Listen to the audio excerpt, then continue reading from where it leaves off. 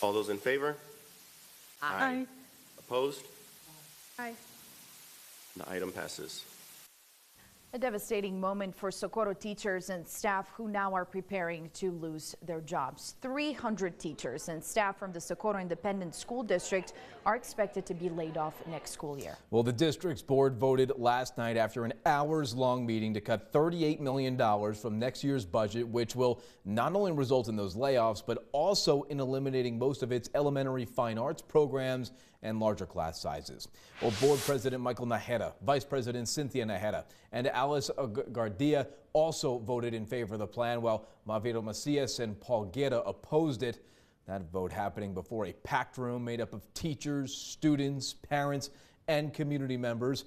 Some speaking to the board directly, concerned about the staff and program cuts. After hours of discussion and some disagreements between board members to prolong the decision, the board ultimately decided to move forward. Here's the reason they gave us following their decision. It pains us all. Nobody ever wanted to see us in this position, but we made the decision that was in the best interest of the district as a whole to save us from a financial exigency. A lot of the teachers impacted by the layoffs are part of the fine arts department, and we spoke to those leading up to tonight's meeting, or last night's meeting, I should say. And now, after that decision, many left the board meeting emotional, as you can see right there, including fine arts specialist in music Jessica Ramirez. Well, we spoke with her before last night's decision, and now she says she's at a loss for words. The saddest part, I think, is just looking at my kids tomorrow, you know, seeing them at school tomorrow, and then feeling that, you know, this is the last year, this is it. They won't have music next year. They won't have a music teacher. District officials say they plan to have a better idea of what next year is going to look like by May the 21st. Board trustees Pablo Barrera and Ricardo Castellano were absent from the board meeting last night. As you might remember, those two trustees are facing legal matters. They were arrested and charged last year over alleged abuse of power and attempts to influence operation at several schools within the district. Well, according to El Paso Matters, they have been absent for months. In January alone, they had missed 11 board meetings and workshops. Castellano was scheduled for a jury trial January 27th and Barrera on April 14th. We're working to find out more on this ongoing situation. And KTSM has followed this story closely. First breaking the announcement by Interim Superintendent James Vasquez last week. Over the course of that time, many of you have taken to social media, and here are just some of your comments on that decision.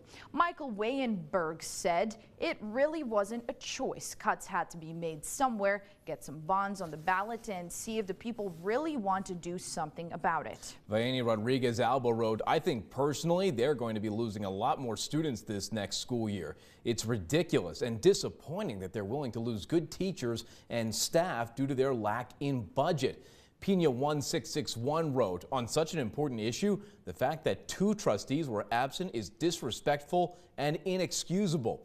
And from Antonio Gonzalez, the superintendent should cut his salary 3/4 and keep as many employees. I'm very sure his job and salary will remain intact. Now, many of you also commented about those cuts to the superintendents as well. Well, it's important to note that Vasquez is only the interim superintendent. He took the position replacing Nate Carmen last year. Before Carmen left, he was making somewhere around $348,000 a year. No timeline has been given as to when a permanent superintendent will be brought in. It is also important to bring up that around the time of Carmen's departure, conservators from the Texas Education Agency came in to help the district with its massive budget shortfall, and they were in attendance last night as well and spoke in favor of the recommendations, but did say the district's financial troubles has been building for years and that district officials have to do better to correct the situation.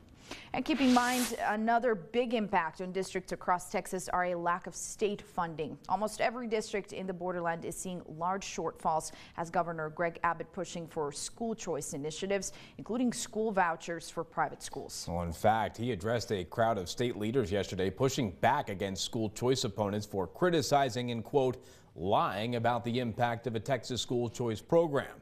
He stated, quote, public education will continue to be funded. However, districts have reported a decline in that funding since school policy has shifted in Austin. As you might remember, funding is based on the attendance of students, and many schools have reported a rise in absenteeism and a decline in enrollment. Now, all those factors have a big role to play in funding. Of course, there is